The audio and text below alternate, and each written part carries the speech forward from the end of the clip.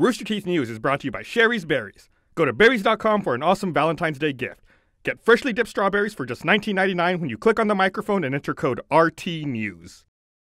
What's up, guys? I'm Ashley Jenkins, and today Nintendo has outlined how they intend to turn their business around and begin taking advantage of the smartphone market.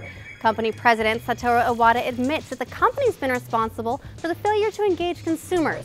However, despite flagging Wii U sales, Iwata's reaffirmed the company's commitment to its hardware business, saying, "We are not planning to give up our own hardware systems and shift our access toward other platforms.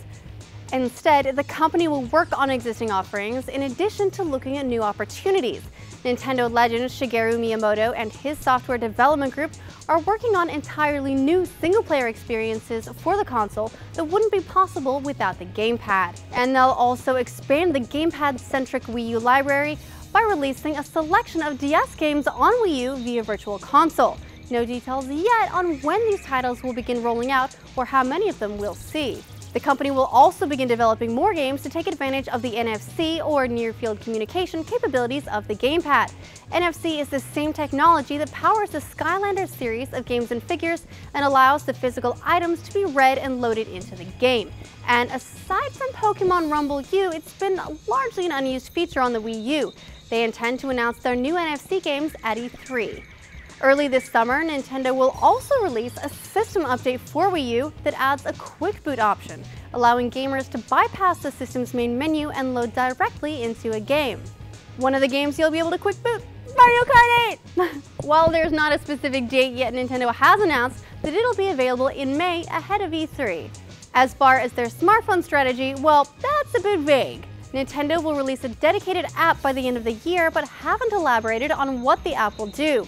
The company will also look at releasing some services for smartphones if they would improve the consumer experience there. While Nintendo didn't offer any examples, one might imagine a service like Miiverse, Nintendo's social network of game-based communities, fitting in here. This kind of expansion will be aided by Nintendo's continuing move to a user-based system account, something they began with Wii U's Nintendo Network ID and have expanded to 3DS as well.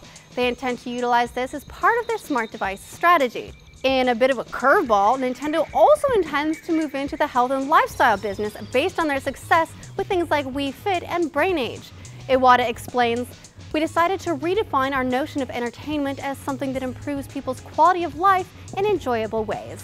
In that vein, they're developing non-wearable technology, which they intend to better explain later this year to engage and entertain more mainstream consumers, in addition to the core gaming audience. They're also expanding their character licensing, beefing up merchandising, and looking at new opportunities to introduce a whole new audience to Nintendo characters.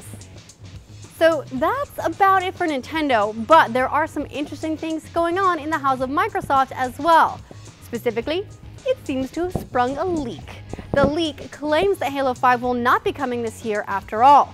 Remember the scare a few weeks ago when Halo 5 was missing from a list of 2014 titles?